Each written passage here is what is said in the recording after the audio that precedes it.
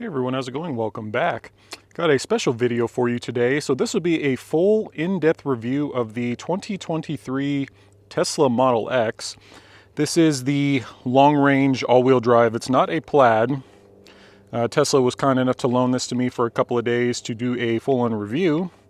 So like I said, this is the pearl white, and it also has the 20-inch Cyberstream wheels, not the 22s. This one also has the white interior and is also a 6-seat configuration. Top speed on this is 149 miles an hour with a 0 to 60 of 3.8 seconds, which is pretty impressive considering this SUV weighs well over 6,000 pounds.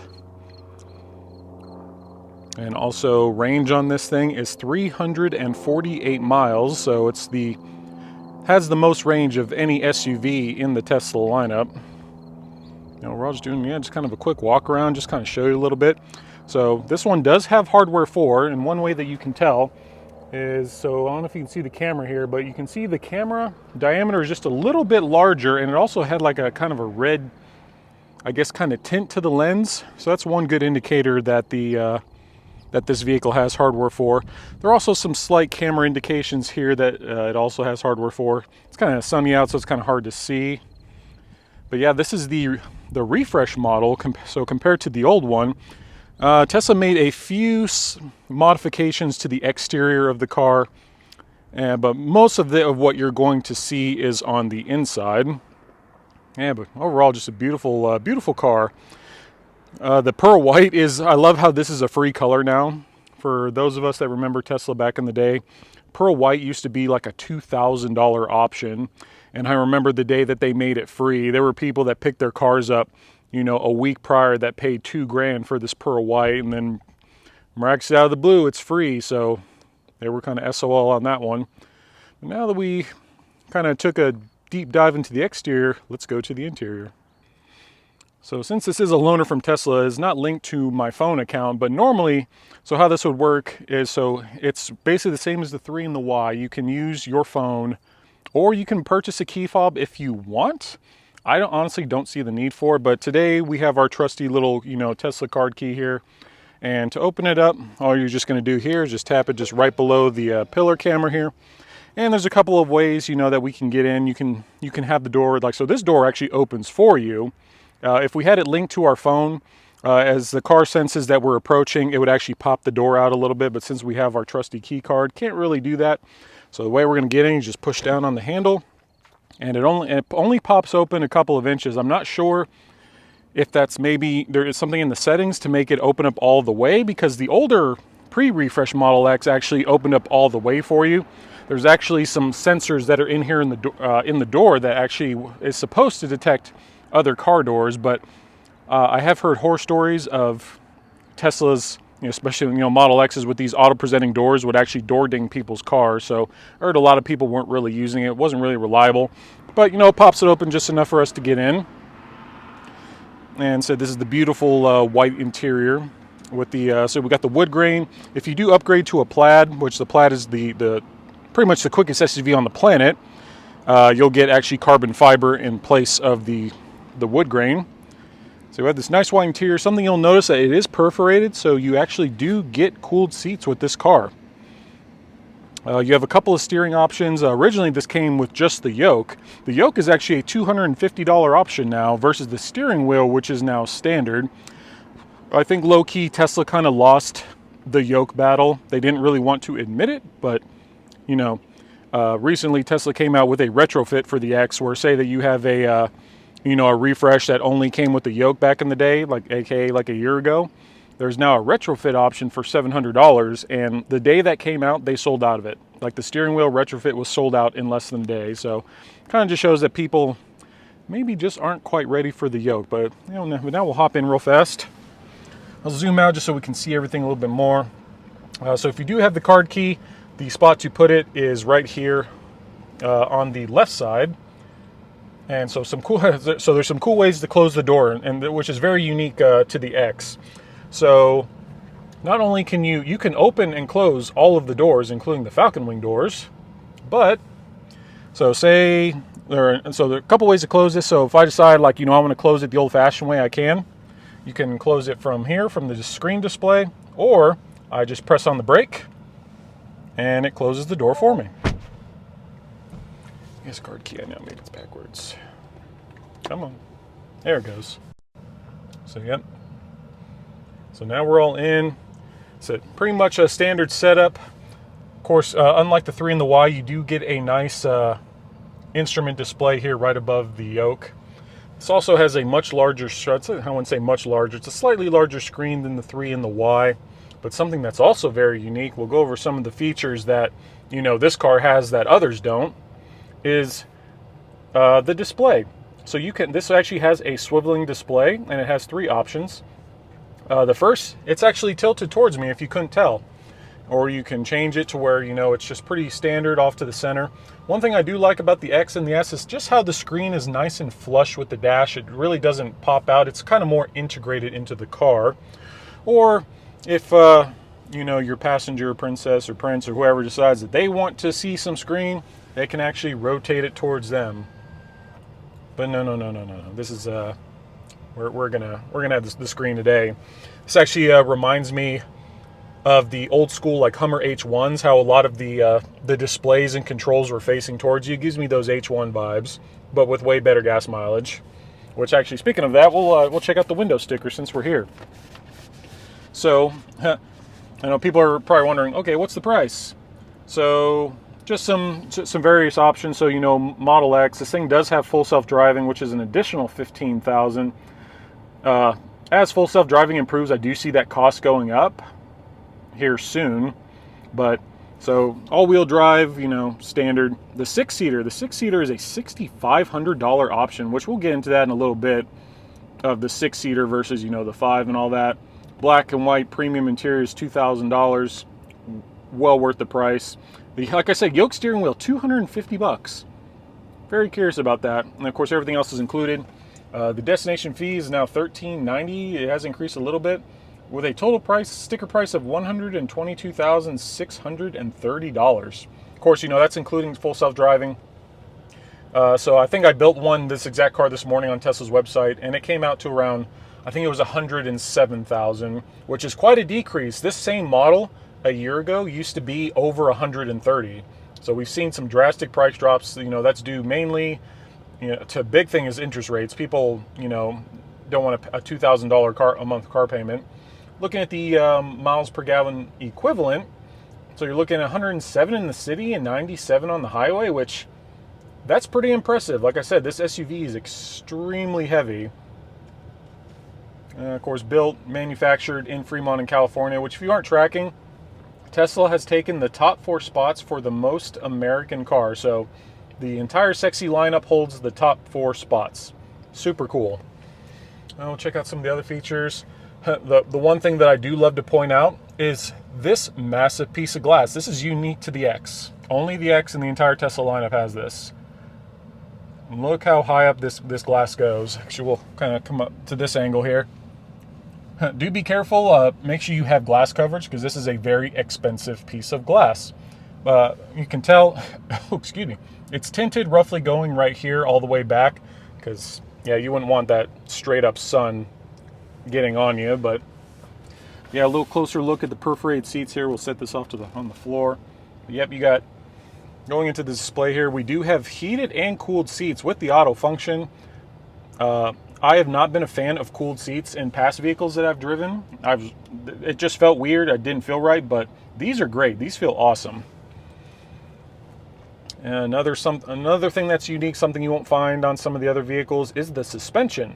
So you can actually set this, you know, to comfort, auto, sport, or advanced, or you can just manually set it yourself, anywhere from very low to very high. Very high, this car actually raises quite a bit. I was actually surprised when I raised it myself. Actually, here's a picture I took of it last night, and that's the suspension all the way up.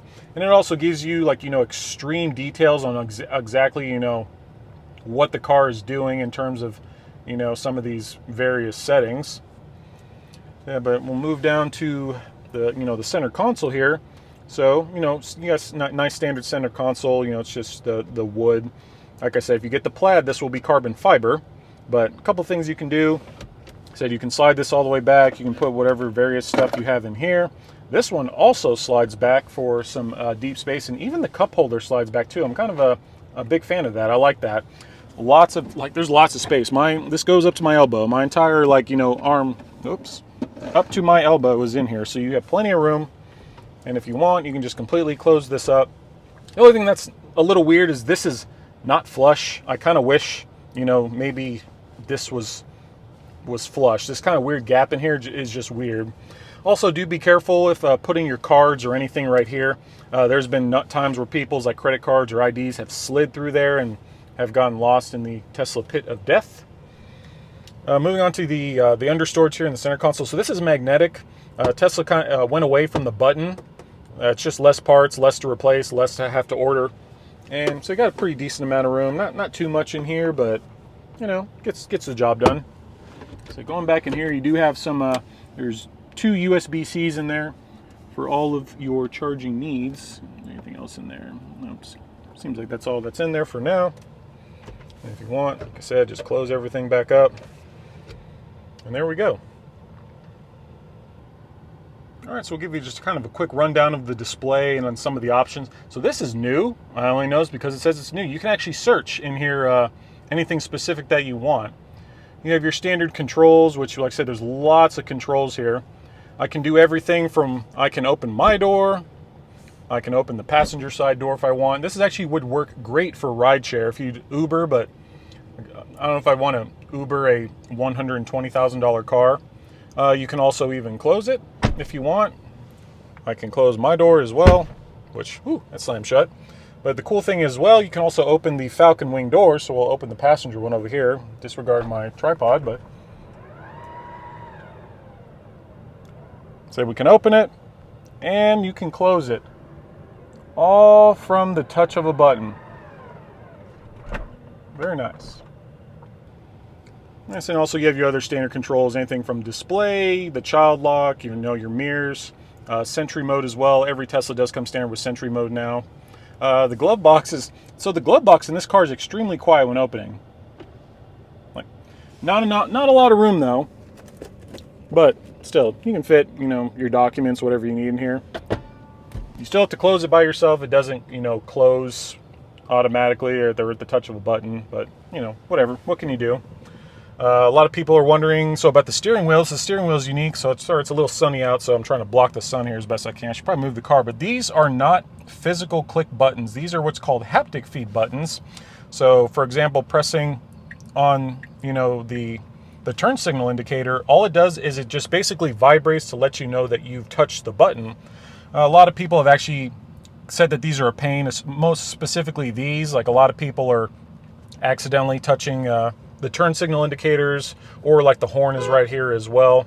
It's very easy. So the horn this horn does not do anything. Sorry. It's just like the airbag is there. So compared to your traditional horn where you can tap on it, it's just, you know, right there. You have your standard scroll wheels, you know, it's very, very Tesla. If you've driven Tesla before, it's something you're very used to. So you've got your Bluetooth LTE garage door opener if you do have that available. Whether the $300 home link is worth it, that's really up to you. I've had it in my past 2 Teslas, and now I'm kind of used to it to the point of where I love it. But I think that really covers everything. So my only really complaint, I guess there's one more thing. My only complaint is just this solid piece of plastic that's kind of here in the center. It just kind of takes away from the decorum of the large piece of glass. It doesn't, not too much, but I kind of wish they figured out something with this. But really, there's no option. There's nothing you can do. You do have your standard rear view mirror, or another great thing about the display. So something that sets this apart, you know, the S and the X from the 3 and the Y, is just the fact that since the center display is here, you have a lot more options here. So with my Y, if I were to press, you know, the camera, it would only show up, like only the rear camera would show up. Whoops, see, there we go. I pressed it by accident. So only the rear camera would show up, and it would take up basically all the screen. But now am I seeing the rear camera, the left camera, and the right camera, as well as my navigation data, which I think that's pretty cool. I like that I can see everything.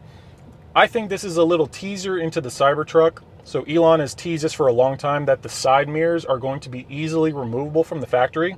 Because honestly, so I drove home from the dealership yesterday, Didn't even use the side mirrors. I just had this up the entire time, and I just used this the whole time. So I see that in the future, where, you know, you can just pop off the side mirrors, get a little tiny bit less drag, and just use these as mirrors. Other countries have been doing this for years.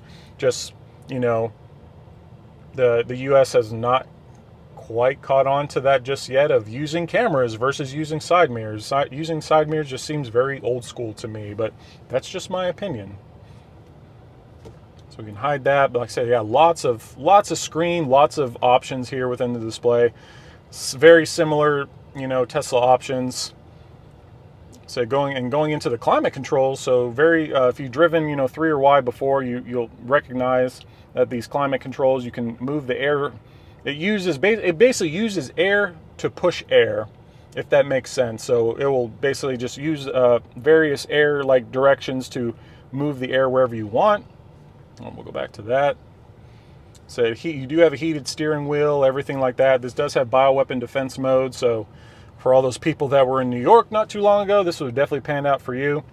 Going into the rear, so you do have all the rear seats are heated. They are not cooled, so you're not going to get that. So same thing, same options. Pretty nice. You're able to turn them all off, do all that. Another unique feature to this as well, if I can find it. Oh, this thing does have a rear display. We'll go into that here in a sec, but you can control the rear display from here. So say your kids are messing around with it or something like that. That's me, I'm trying to get the sun out of the way. There we go. But you can actually, you know, you can lock the rear display so your kids aren't messing around with it, or if ride shares are being annoying with it, you can lock it. But I think that really covers everything in regards to the front seat. We'll get into the back seat and we'll kind of show that off a bit.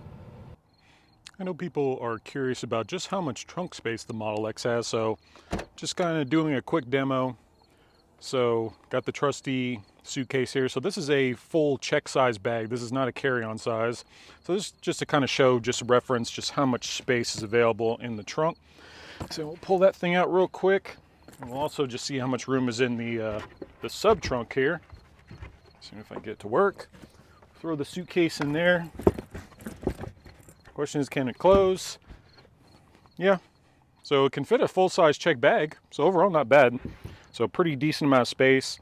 And like I said, if you wanted to, this could actually probably fit a stroller. Of course, I don't have kids, so I don't have them. But like I said, this comes out, and this would just allow more space for a stroller.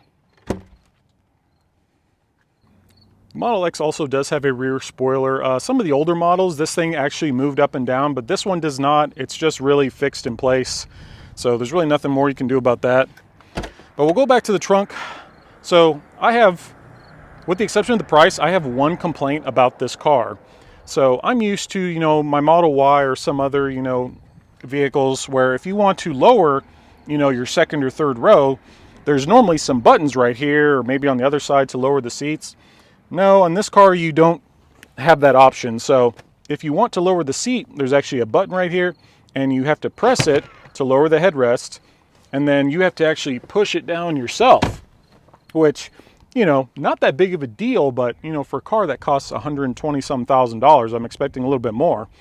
And of course you're wondering, how do I raise it? No, there's no button, so you have to do it yourself. There's two ways. Either you have to go through the Falcon Wing door and push it up yourself, or you actually have to come back here where there's the button, and you have to raise it up yourself and raise the headrest. Like I said, kind of inconvenient for a car that costs this much money. Something that the X has as well is soft closing doors. So similar to something you find on a luxury vehicle. So you just close the door and it just softly closes them for you. But probably the one unique feature, something that sets the X apart pretty much from anything, it's one of those that when you, see this thing parked, you'll know it's an X, is the Falcon Wing doors.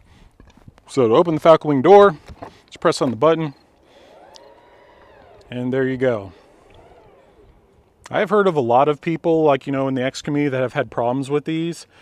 I think these coming out of Tesla, they're just horribly calibrated and just horribly put on here, but so far I haven't had any issues with this.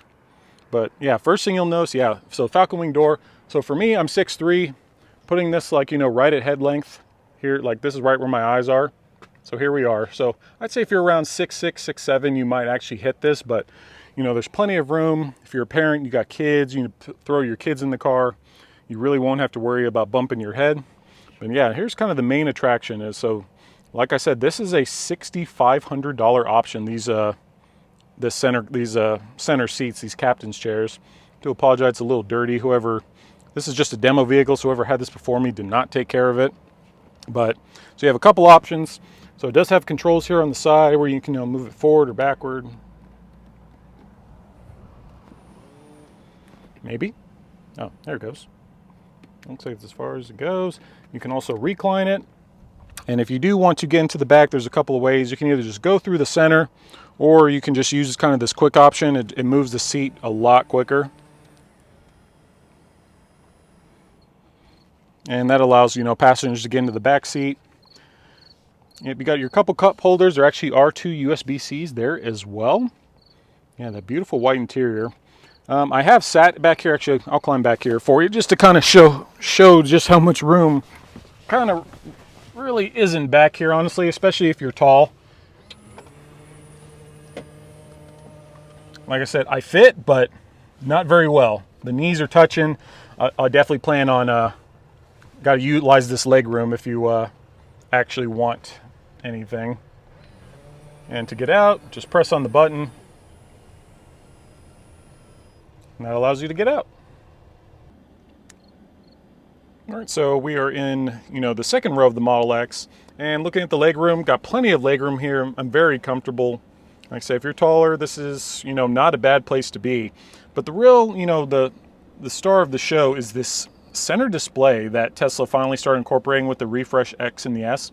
And people are probably wondering, like, where's the air vents here? So there's the air is actually right here. The air comes from underneath. And at first I thought, like, oh, this isn't going to be that good. I won't get any airflow. Wrong. The airflow actually here is actually pretty amazing. How Tesla does this, I don't know, but they pulled it off.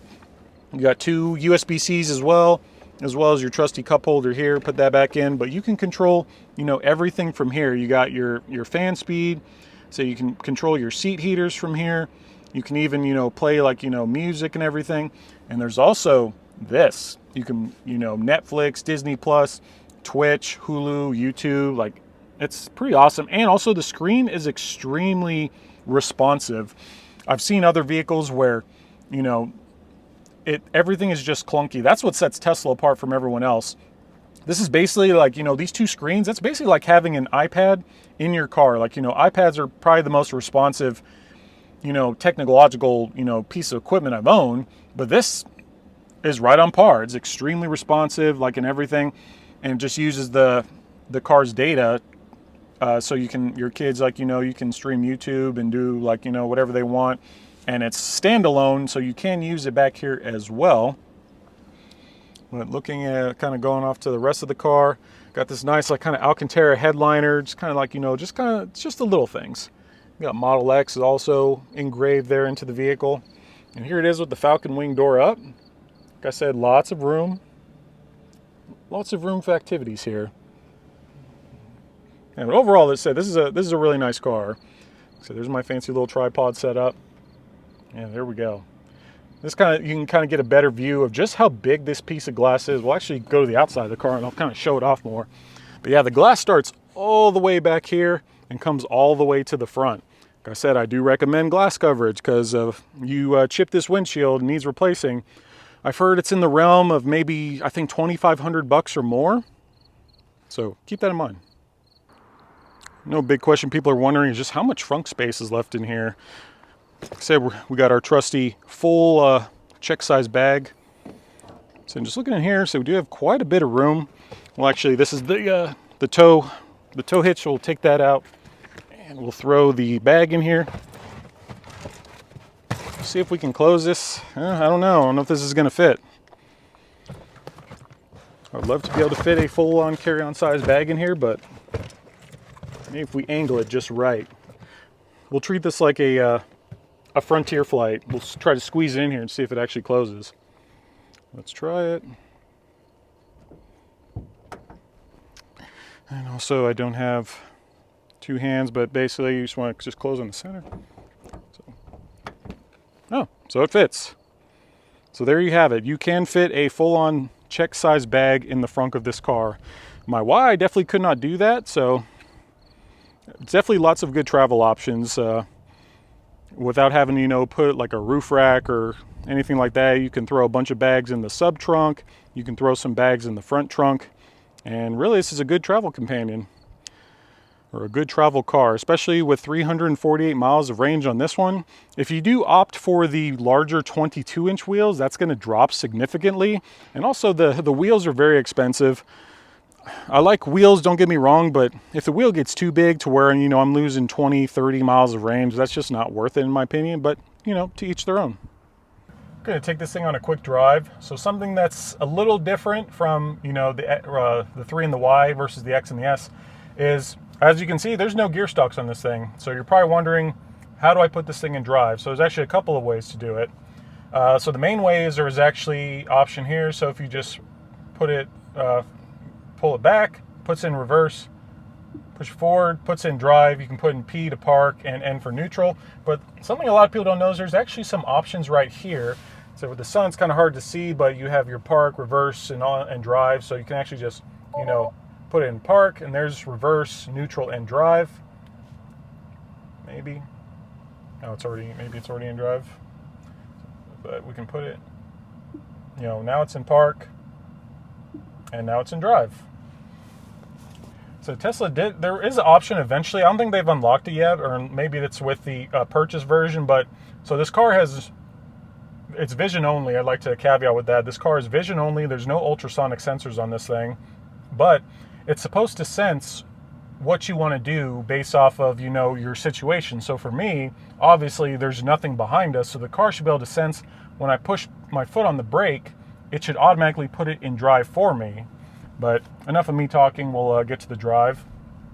So this thing is extremely quiet and extremely smooth, in the 12 or 15 hours that I've had the car. But yeah, I do like the overall, just how open this car feels due to this giant piece of glass that we have here. It's a very smooth acceleration. And also for me, I like to sit a little bit higher up. So if you're one of those, you may be a little bit shorter, the seat does rise quite a bit. So this car does have full self-driving, not the beta though, but we're going to drive ourselves just a little bit. But I know a lot of people are just maybe a little bit, turned off by the yoke, but for me, I don't mind it. I have a yoke on my Y and it doesn't bother me at all. And really, especially with the air suspension that this car has, this is just a really fun car to drive. That's one thing that I've noticed.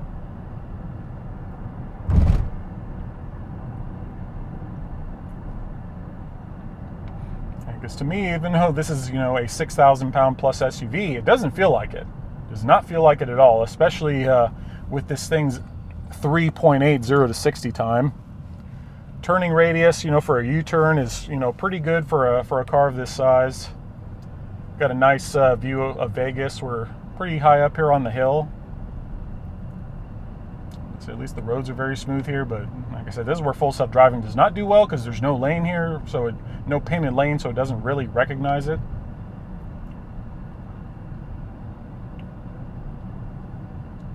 So we'll kind of get off the main road.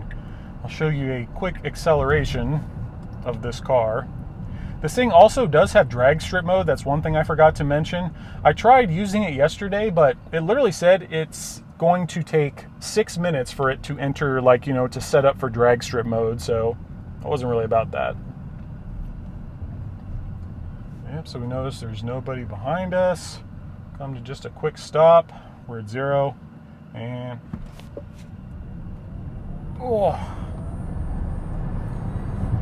and there was our 0 to 60. So was that 3.8 seconds? Honestly, I have no idea, but like I said, for a car this size, that's pretty quick. And I like how the seatbelt locks you in place when you fully press on the accelerator. So the one thing it's something to get used to is the haptic feedback buttons are something to get used to. I'm used to with a turn signal stock, just pressing it down or turning it up just to get what I need. But now I have to specifically look just because I'm not used to it. So Yeah, like I said, if you're upgrading from, something different where you're not used to that, it might take a little bit to get used to. Yeah, we'll do another U-turn, just kind of show, made that U-turn just fine. Of course, this is a neutral car, so it returns to its center. Overall, it's a really, really quick car, really smooth. I like it. So just like how agile it is, it turns, just, you can weave in and out of traffic just fine, and you'll have plenty of speed to do it with no worries whatsoever. So also, there's no music, we just kind of want to show off just how, silent this car actually is. And one thing to keep in mind too, so if you are upgrading from a 3 or a Y to something like this, the regenerative braking is going to be a little bit less. It's not going to be what you're used to. So on my Y, I barely have to use the brakes. On this one, you might actually have to use some brakes a little bit or time out your stops a little bit more just to become familiar. See, I always got to look which one's the left turn signal and which one's the right.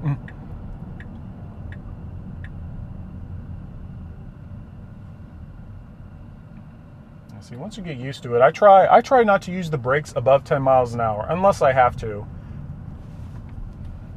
For those of you that have been following me for a while, when I traded in my original Model 3, I had it checked out, and I had literally 95% of my brake light left, even after 40,000 miles, because I rarely use the brakes. Let's see if we can do a quick UE here. Yeah, we can. Lots of gated communities here in North Las Vegas.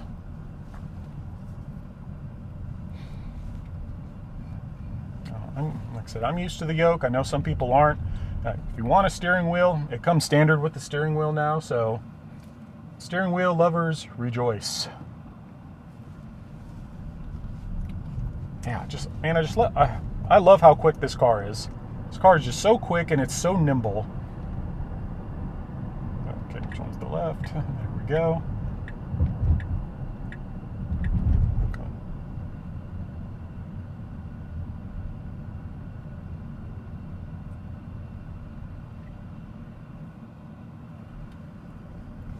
People actually stop at the stop sign. This is a 4-way stop sign, but a lot of people are known not to here in North Vegas. Lots of car accidents here.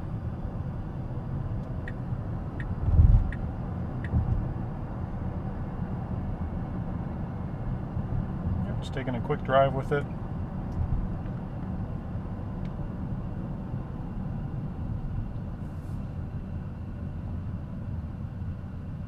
Also, I'd like to re-point out just how great this screen is. This is such a large screen, I'm liking it.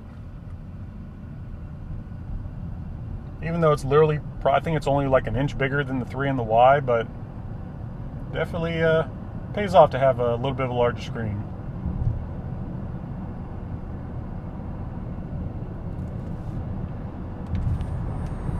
Whew. Man, think off the line is quick. Even when you're like around 40 miles an hour, getting up to 60 or above. This car also does come in the Plaid model. This is not a Plaid. So Plaid is the quickest, pretty much the quickest SUV on the planet. That one, so instead of a 3.8 0 to 60, you're going to get a 2.5 0 to 60 time, which, like I said, for a car that weighs this much, that is pretty damn impressive. So, but really, that's all I got for you today. I hope you enjoyed the video. I definitely enjoy making videos like these for people, like, just to educate people. And one, I have a lot of fun doing this. Reviewing cars, especially Teslas, I think that's my thing. Other than washers and dryers, apparently. I'm trying to be the Tesla guy and pass along Tesla knowledge, but I posted a video of my brand new washer dryer combo I got, and that thing just went viral and blew up. So now somehow I went from the Tesla guy to being the washer dryer guy pretty much overnight. But yep, hope you enjoyed the video. If you did, give it a thumbs up. If you're new to the channel, haven't yet subscribed, hit the subscribe button. Got a lot more videos planned for the future. Like I said, got a Cybertruck on order. The second I get that, those videos are going to flow. But I hope you enjoy the rest of your day. See ya.